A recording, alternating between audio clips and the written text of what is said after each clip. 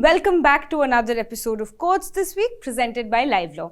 I'm your host Ostika Das and I'll take you through the most significant courtroom developments from this week. From the Supreme Court to local courts, I've got you covered with crisp and clear summaries. But for a deeper understanding, I will always encourage you to check out the news articles available on our website www.livelaw.in.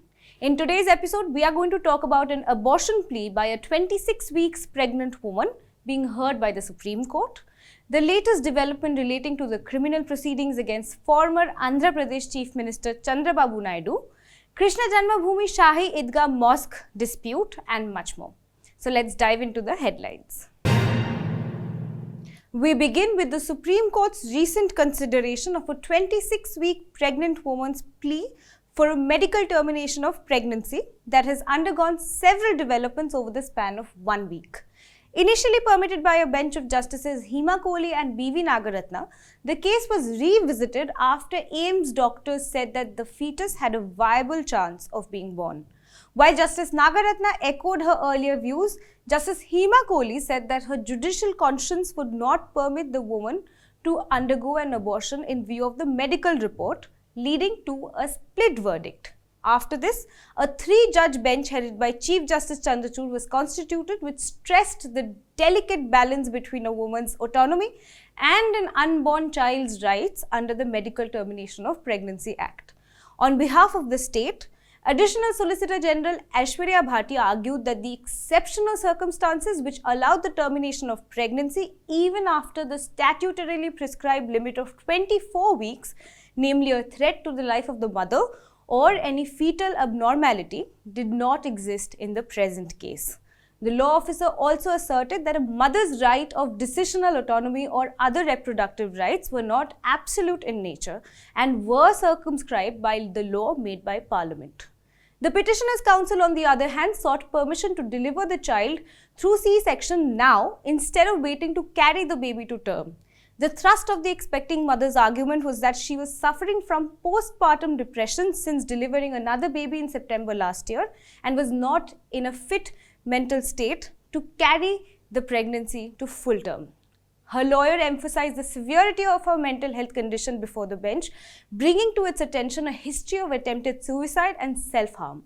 The petitioner's plea to deliver the child preterm through C-section was, however, met with caution, as it could pose risks according to medical reports. Urging the counsel to speak with the woman about the possibility of continuing the pregnancy, the Supreme Court adjourned the hearing until Monday. Further, the bench passed an order directing the AIIMS Medical Board to examine the validity of the postpartum psychosis prescription provided by the petitioner and examine whether the medicines had any effect on the fetus. This matter, as I said, will now be taken up on Monday, so stay tuned. Next, we turn to two important updates about the criminal proceedings faced by N. Chandrababu Naidu, the former Chief Minister of the state of Andhra Pradesh. First is regarding an anticipatory bail plea in the FiberNet scam case. The Telugu Desam Party president has been accused of playing a key role in the Andhra Pradesh FiberNet scam that happened during the TDP term in the state. The Andhra Pradesh Crime Investigation Department has accused the embattled legislator of exerting pressure on officials to favor a certain company that was finally awarded the FiberNet contract despite its alleged lack of necessary qualifications. This case was registered back in 2021 and Naidu was recently implicated after his arrest in the skill development scam case, which is also being heard by the Supreme Court. In view of this timing, Naidu has called this a politically motivated decision, but the state has sought to justify the delay in naming him as an accused by citing challenges of questioning suspected co-conspirators through digital means. Earlier this week, his plea for anticipatory bail in the case was dismissed by the Andhra Pradesh High Court, after which he approached the Supreme Court. A bench of Justices Aniruddha Bose and Bela M. Trivedi has issued notice in his plea. After senior advocate Siddharth Luthra informed the bench that a warrant has been issued to produce Naidu in connection with the FiberNet case on Monday and voiced his concern regarding an imminent arrest, the court asked APCID to stay its hand. At the court's insistence, senior advocate Mukul Rohatgi on behalf of the department assured that Naidu would not be arrested till Wednesday.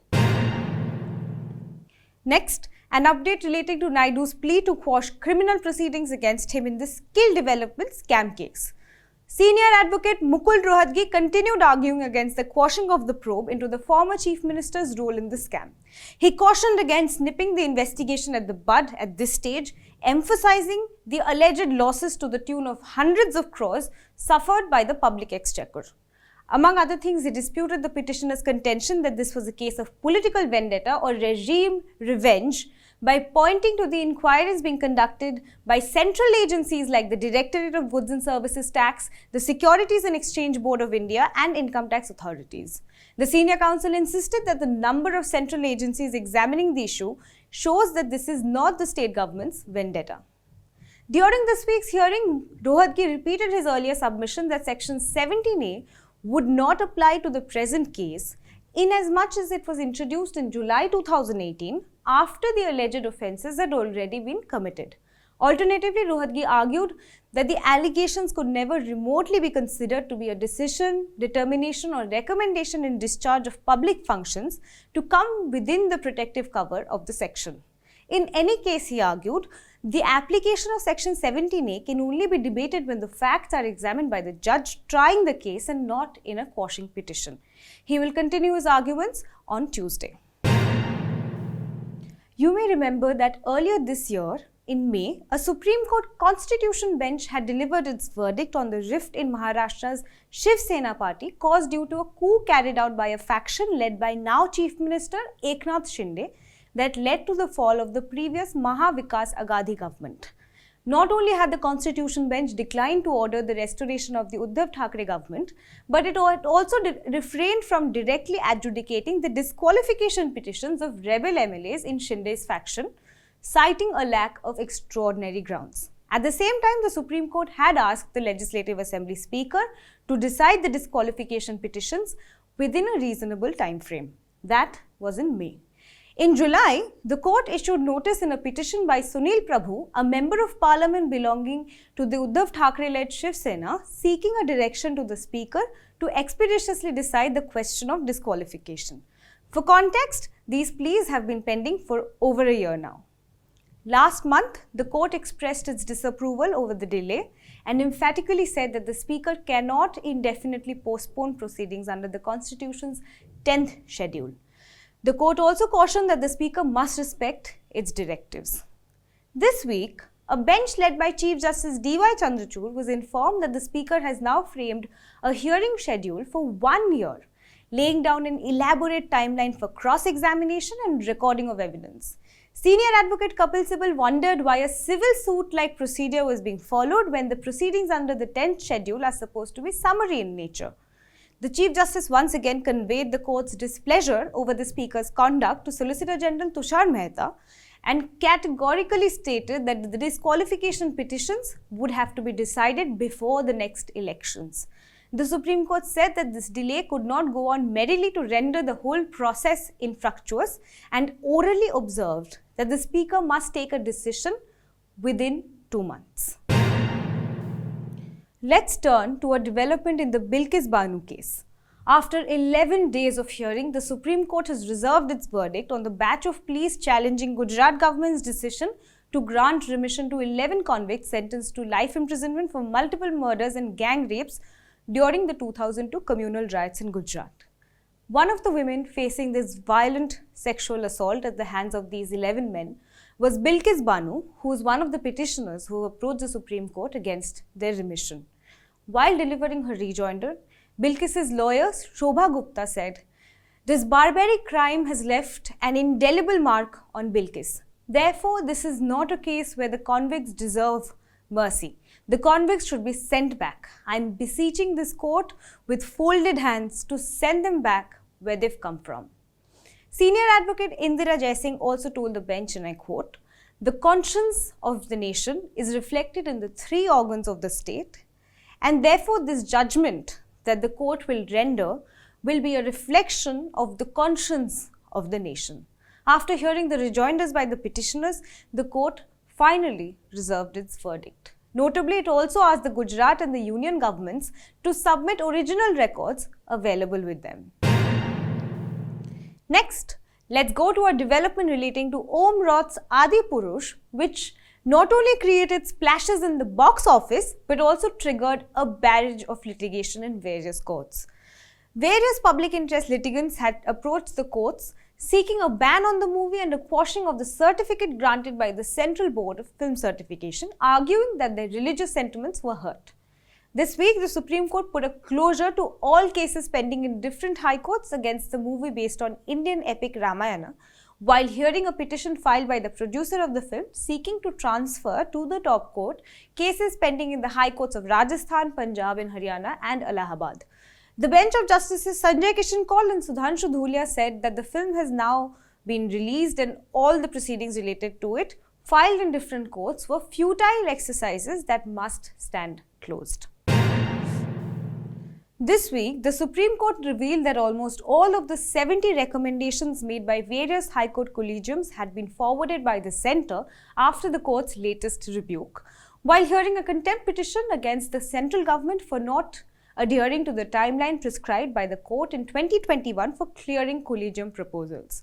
On the last occasion, the court had reiterated its apprehension to Attorney General R. Venkataramani over the government's delay in clearing the names or notifying the recommendations, pointing out that 70 recommendations made by the High Court collegiums since November 11, 2022 were pending with the centre. The bench led by Justice Sanjay Kishan Kaul also revealed that 7 names reiterated by the Supreme Court collegium, 9 names proposed for the first time, 1 Chief Justice promotion and 26 transfer proposals were still pending. In particular, the court stressed the Chief Justice vacancy in Manipur High Court, which is now having to frequently issue directions with respect to the ongoing ethnic clashes. The collegium's recommendation to appoint Delhi High Court Judge Siddharth Mridul to this position has been pending since July. During this week's hearing, the court revealed that the central government has forwarded almost all of the recommendations it had received from various High Court collegiums. Other than this, the court also indicated that the Manipur High Court Chief Justice's recommendation, 14 of the 26 transfer proposals and 5 out of the 19 names either proposed for the first time or reiterated by the Supreme Court have been cleared. The Supreme Court has allowed Nationalist Congress Party leader Mohammad Faisal to continue as a Member of Parliament representing Lakshadweep and stayed the Kerala High Court order which refused to suspend his conviction. In January this year, Faisal and 3 others were convicted and sentenced to 10 years imprisonment by a local court for attempting to kill Muhammad Salih, son-in-law of former Union Minister PM Saeed, during the 2009 Lok Sabha polls. After his conviction, he was disqualified from the membership of Lok Sabha. But the Kerala High Court, while allowing Faisal's petition, suspended the conviction and sentence imposed on him. This order was challenged in the Supreme Court, which remanded it to the High Court for reconsideration. Last week, a single-judge bench of Justice N. Nagaresh of the Kerala High Court heard the matter afresh and refused to suspend Faisal's conviction, although it did agree to suspend his sentence. This order has now been stayed by the Supreme Court, which has said that the benefit of the suspension of conviction would continue, thus permitting the embattled legislator to continue as a Member of Parliament. The court has also issued notice on his plea against the High Court's order. If you remember, last month, a Bangalore civil court had issued an ex parte interim injunction against X, which was formerly known as Twitter, ordering the suspension of the account of Dr. Cyriac Abby Phillips, who is better known on social media as a liver doctor. This injunction was granted in response to a lawsuit filed by the Himalaya Wellness Corporation, alleging that Dr. Phillips had made defamatory statements about the company's products, resulting in significant business losses. The company argued that the liver doctor's statements were false and unjustified and made with the intention of promoting products from other companies like Cipla and Alchem. In response, the civil court not only directed X to suspend the liver doctor's Twitter account, but also restrained him from posting or publishing any further defamatory remarks about Himalaya Wellness Corporation or its products. The Kerala-based hepatologist then moved the Karnataka High Court against this injunction order, arguing that it was grossly disproportionate. After hearing the submissions of both parties, Justice S.G. Pandit of the High Court modified the trial court's order to grant Dr. Phillips access to his account, but this was only after he undertook to hide the alleged defamatory tweets against Himalaya Wellness Corporation and its products. The matter has now been listed on 2nd November. Meanwhile, the Karnataka High Court has also issued notice to X, formerly known as Twitter.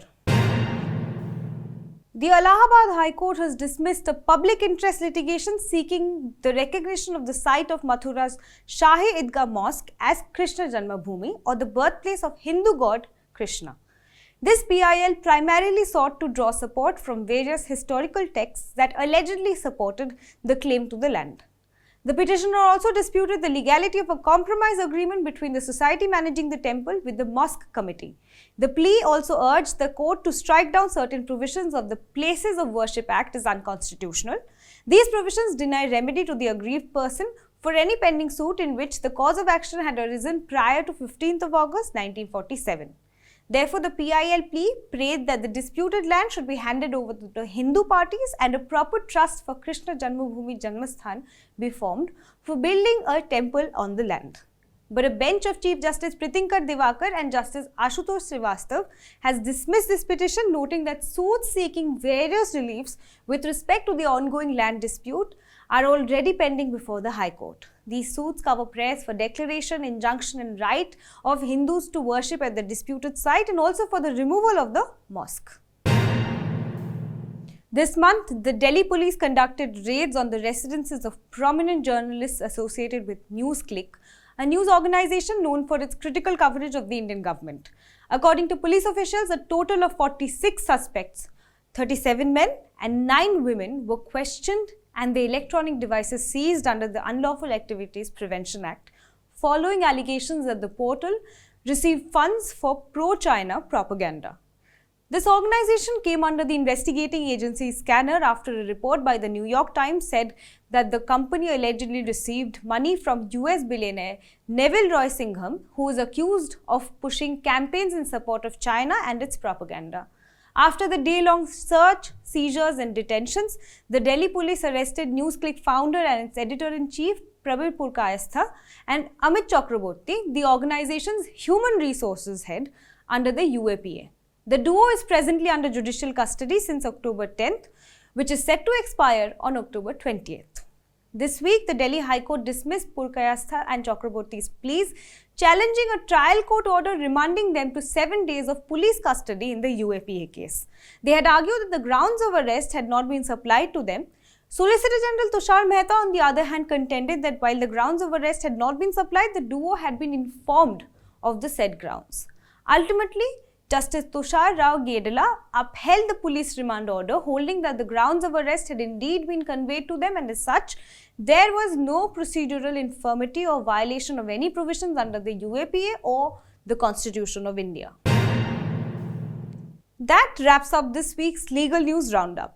But before I go, I have a little request from the entire LiveLaw team. We are an independent, fact-driven media organization that is committed to fearless and ethical journalism. To keep delivering your daily and weekly legal updates, especially in this dynamic audio-visual format, we need your support. So don't forget to do the fantastic 6. Give our video a thumbs up, share it with your family, friends, classmates and colleagues. Make sure you subscribe to our YouTube channel. Drop your thoughts and feedback in the comments below. Tap that bell icon to get your notifications, and lastly, swing by our website at www.livelawlaw.in for our in-depth reports. I'm your host, Ostika Das, and I will see you again next time.